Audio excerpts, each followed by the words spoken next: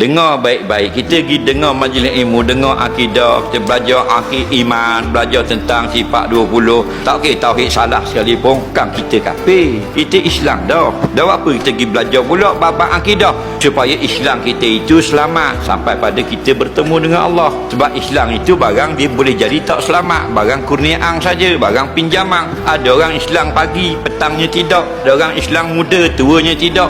Dalil tengok ni dalam media sosial, ramai mana jadi sesat.